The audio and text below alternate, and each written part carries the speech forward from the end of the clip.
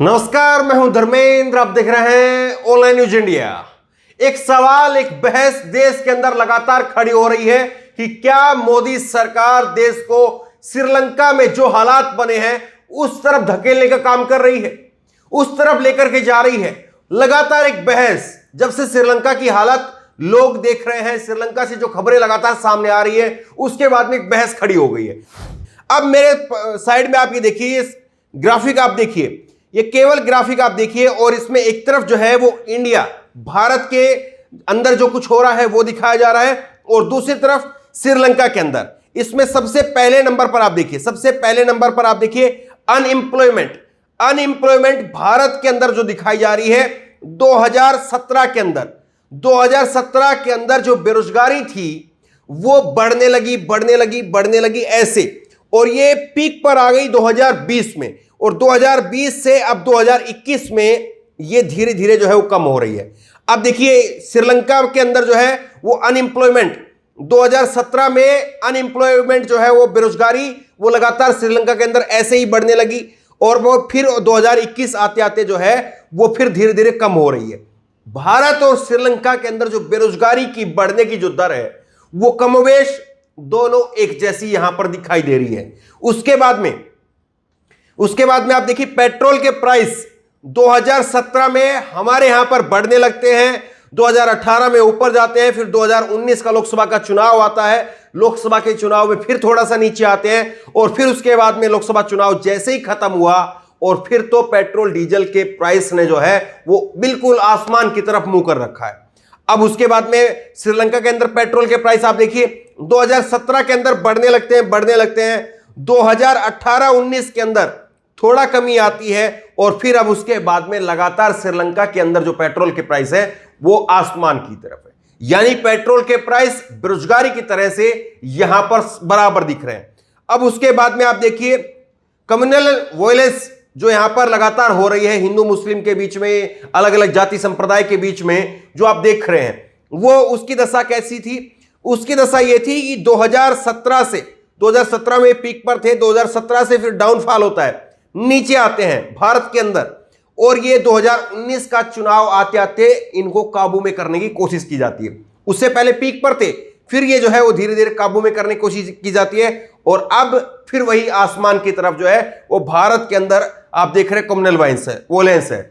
अब उसके बाद में आप देखिए श्रीलंका की बात करें तो श्रीलंका के अंदर जो है वो 2017 के अंदर बढ़ने लगते हैं, 2019 में पीक पर जाते हैं, फिर 2020 में कंट्रोल पा करके बिल्कुल नीचे किए जाते हैं, लेकिन फिर उसके बाद में 2021 के अंदर मौजूदा समय पर इसी तरह से जो है वो लगातार धर्म विशेष को लेकर के वहां पर झगड़े फसाद हो रहे थे। ये तीन तस्वीरें, बेरोजगारी और उसके बाद महंगाई और उसके बाद में समुदाय विशेष को लेकर के लोगों के अंदर, जाति धर्म को लेकर के, मजहब को लेकर के लोगों के अंदर झगड़ा पैदा करना, ये तीन बड़ी चीजें जो है उनको आधार मान करके एक नई बहस खड़ी की जा रही है कि क्या मोदी सरकार देश को श्रीलंका की तरह धकेलने का काम कर रही है। और ये आंकड़ा जो है ये आप देखिए, पूरा आप देखिए, राहुल गांधी कांग्रेस के नेता, उनकी तरफ से जो है ये ट्वीट किया गया, उनकी तरफ से ट्वीट करके कहा गया कि distracting people won't change the facts. आप लोगों को ध्यान भटका करके आप आंकड़ों को नहीं बदल सकते हैं। भारत की जो स्थिति है वो श्रीलंका की तरह से नजर आ रही है, ये राहुल गांधी ने ट्वीट करके कहा है। दूसरा उनका ट्वीट आप देखिए, जनता के मुद्दे महंगाई कमाई, और जनता के मुद्दे हैं कमाई और महंगाई, और बीजेपी के मुद्दे हैं दंगा और तानाशाही। देश को आगे बढ़ाना है तो भाजपा की नकारात्मक सोच और नफरत की राजनीति को हराना होगा, आओ मिलकर के भारत जोड़े। ये राहुल गांधी की तरफ से 2 दिन पहले ट्वीट किया गया। अब देखिए क्या वाकई भारत के अंदर भी श्रीलंका की तरह से जो राहुल गांधी यहां पर दावा कर रहे हैं, महंगाई को लेकर के, पेट्रोल डीजल को लेकर के, और जो संप्रदाय के बीच में, अलग अलग धर्म मजहब के बीच में, जाति धर्म के बीच में जो है वो दंगे फसाद हो रहे हैं, तो क्या वैसे ही हालात हैं? मैं पिछले 6 महीने की जो है वो खबरें आपको बताता हूं। पिछले 6 महीने की खबरें आप देखिए, अमर उजाला की खबर आपको दिखा रहा हूं। ये पहले खबर हम आपको पहले दिखा चुके हैं, लेकिन एक थोड़ा क्या वाकई ऐसा है या नहीं है, इस बात को टटोलने की कोशिश करते हैं। अमर उजाला की खबर आप देखिए, हृदय, अस्थमा व किडनी के रोगों की 800 जरूरी दवाएं 11% तक होगी महंगी। तो जरूरी जो दवाएं हैं किडनी की, हृदय रोगों की, अस्थमा की, वो दवाएं जो है वो महंगी हो गई। हमारे यहां पर दवाएं क्यों महंगी हुई? जबकि जरूरी दवाएं हैं 800 दवाएं, वो महंगी कर दी गई। ये खबर है, और ये खबर जो है ये आपको हम पहले दिखा चुके हैं। ये खबर जो है वो आपको मार्च की खबर है, ये 27 मार्च की खबर है। अब इसके बाद में जो है दूसरी खबर आप देखिए, किताब और कॉपी 25% तक महंगी हुई। जरूरी जब पढ़ेगा नहीं इंडिया तो बढ़ेगा कैसे इंडिया? यही तो हमारा डायलॉग है ना, हम तो यही बोलते हैं ना कि पढ़ेगा इंडिया तो बढ़ेगा इंडिया। यहां पर पढ़ेगा नहीं तो फिर बढ़ेगा कैसे? यहां पर किताब और कॉपी 25% तक महंगी हो गई, और ये कैसे हुआ? इस पर सवाल होना चाहिए। और सबसे बड़ी बात यह है कि यहां पर राहुल गांधी जो बात कह रहे हैं, हो सकता है कि कांग्रेस पार्टी के जो है नेता है इसलिए मोदी सरकार को टारगेट करने के लिए ऐसी बात कह रहे हो, लेकिन कुछ एक चीजें आपको समझनी पड़ती है। कुछ एक चीजें जो है वो डॉट डॉट मिलाने से तस्वीरें बनती है। अब मैं आपको एक खबर दिखाता हूं, एबीपी न्यूज की खबर है। ये खबर हम आपको पहले दिखा चुके, 27 मार्च की खबर है।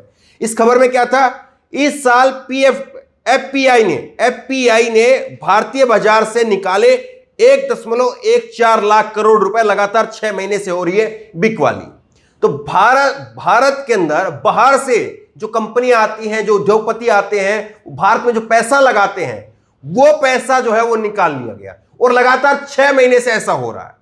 तो आप ये बताइए कि आपके पास में कहीं पर 1 लाख, आपके पास में 1 लाख रुपए आपकी जेब में, आप कहीं पर वो पैसा लगाना चाहते हैं, तो जरूरी है कि आप जो है वो 4 जगह पर सोचेंगे, दिमाग लगाएंगे, 10 आदमियों से पूछेंगे, घर में सलाह मिलाएंगे कि फला जगह पर फला काम में पैसा लगाना चाहिए नहीं लगाना चाहिए।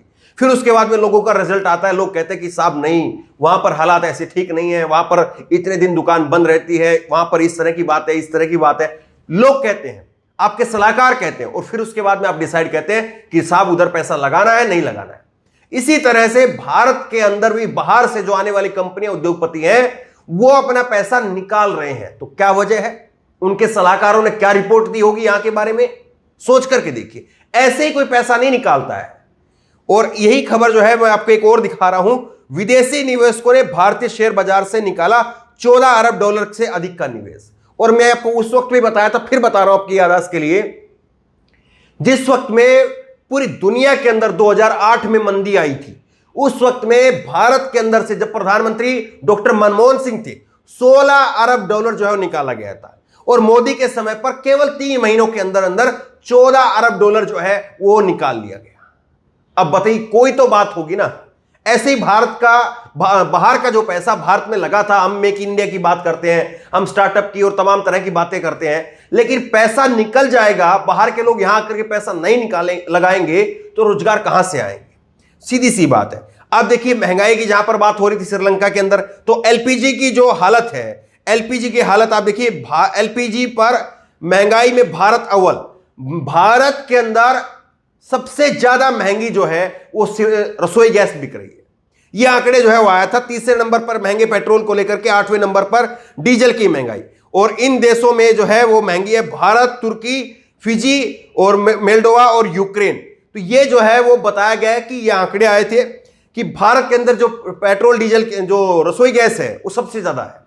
अब उसके बाद में आप देखिए, महंगाई की अगर बात हो रही है तो कानपुर के अंदर नींबू ऐसे महंगे हुए, खबर आप देख रहे हैं, कानपुर के अंदर दिन रात पहरे में नींबू का बगीचा, रात के अंधेरे में नींबू की चोरी से किसान हुए परेशान। नींबू की चोरी हो सकती है, यह हमने पहली बार देखा है। 60,000 रुपए के नींबू यहां से निकाल लिए, 80,000 रुपए के नींबू यहां से निकाल लिए, फलाने अधिकारी सस्पेंड हो गए नींबू चोरी करवाने के आरोप में। इस तरह की खबरें देश ने देखी है, क्योंकि 400 रुपए किलो नींबू बिका। तो यह क्यों हुआ? और अब देखिए कुछ एक चीजें और, एक खबर आपको और दिखा रहे हैं। 16 राज्यों के अंदर 10 घंटे की बिजली की कटौती लगातार जो है वो महीने भर से, आपके यहां पर भी बिजली की कटौती हो रही होगी। तो वो बिजली की कटौती क्यों हो रही है? और बेरोजगारी की बात अगर आप कहें तो हरियाणा बीजेपी शासित एक डबल इंजन की सरकार का एक ऐसा राज्य, खबर आप देख लीजिए, ये कह रहे हैं कि बापू इस जन्म में तो फौजी नहीं बन पाया, अगले जन्म में जरूर बनूंगा। इन सारी खबरों के ऊपर हमने खबर बना करके आपको दिखाई है। और हरियाणा से ये खबर आई थी, हरियाणा के भिवानी में, और हरियाणा में डबल इंजन की भाजपा की सरकार है, और पूरे देश के अंदर सबसे ज्यादा महंगाई, सबसे ज्यादा जो बेरोजगारी है, महंगाई नहीं बेरोजगारी सबसे ज्यादा, 34% जो बेरोजगारी की दर है वो हरियाणा के अंदर है। और इसलिए जो है वो हरियाणा में लोग जो है वो यहां पर आप देख रहे हैं कि सुसाइड करने के लिए नौजवान जो है वो मजबूर हो गए।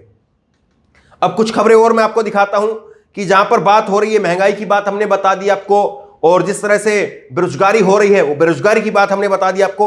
अब आपको दिखाते हैं कि कैसे जो है एक खबर महंगाई की ओर आप देख लीजिए। ईंट 44 रुपए 44%, ईंट 44% और सीमेंट 37% हुआ महंगा, असर पंचकुला में रुके डेवलपमेंट के वर्क। पंचकुला हरियाणा में ही वहां पर ईंट और सीमेंट जो है, ईंट लगभग आधी हो गई है, 44% महंगी हो गई, सीमेंट भी लगभग आधी हो गई है, और अब सीमेंट तो अडानी के पास में चली गई है। सीमेंट में तेजी तो शायद अब देखने को मिलेगी। तो ये ऐसा हालत हुआ कि जो यहां पर जो टेंडर जिन्होंने लिया हुआ था, जो ठेकेदार थे, उन्होंने कहा कि हम पुराने रेट में जिस वक्त में हमने टेंडर लिया था उसमें हम काम नहीं कर पाएंगे, हमें इस वक्त की जो महंगाई है उसके हिसाब से पैसा दीजिए तभी हम काम कर पाएंगे। ये खबरें हैं। आप देखिए बेरोजगारी की एक और खबर आप देख लीजिए।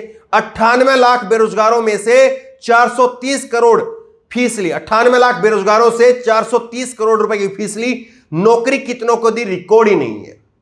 देश के अंदर से कैसे बेरोजगार युवाओं से फोरम के नाम पर, कमीशन के नाम पर जो है पैसा लिया जा रहा है, और कितना पैसा लिया, 430 करोड़ रुपए। ये जो है वो खबर जो आप भास्कर की खबर थी, ये भी हमने आपको दिखाई थी। तो कैसे जो है वो चीजें हो रही थी। और भाजपा के नेताओं से आप पूछे तो क्या कहेंगे। हरियाणा के मंत्री की खबर आप देखिए।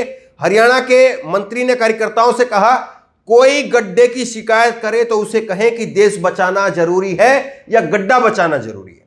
इस तरह के अजीबोगरीब जवाब जो है वो इन लोगों ने दिए। अब मैं आपको दिखाता हूं कैसे जो है वो देश के अंदर एक समुदाय विशेष को लेकर के, जाति धर्म को लेकर के झगड़े की हो रहे हैं। खबर आप देखिए, आज तक की खबर है। दबंगों ने शमशान में चबूतरे पर नहीं करने दिया दलित के शव का अंतिम संस्कार, 3 गिरफ्तार। आप बताइए कि इस देश के अंदर जहां पर कहते हैं कि सब जो है वो हिंदू है, हिंदुओं को बांटने की मत कोशिश करो, और उसके बाद में देख लीजिए आप किस तरह से चीजें हो रही है। दबंगों ने शमशान घाट के अंदर दलितों को अंतिम संस्कार नहीं करने दिया। और ये एक खबर की बात नहीं है, कड़वी सच्चाई है। हजारों जगह पर ऐसी घटनाएं होती हैं। उसके बाद में बीएचयू के अंदर इफ्तार पार्टी, जो कि सालों से दी जाती रही थी, लेकिन इफ्तार पार्टी दे दी तो कुलपति के हंगामा कर दिया, घर में घुस गए, और उसके बाद में देखिए कैसे पुतला पुतला फूकने की खबरें आई। ये खबरें आपके सामने है।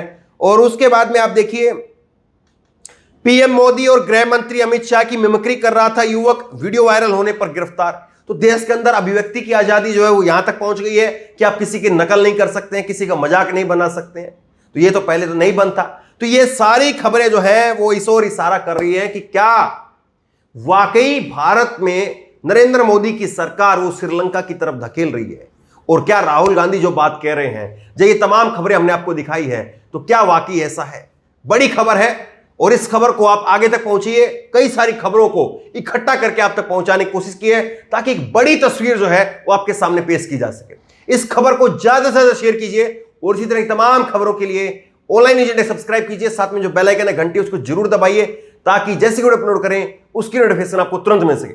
धन्यवाद। चैनल को सब्सक्राइब करें और घंटी जरूर दबाएं।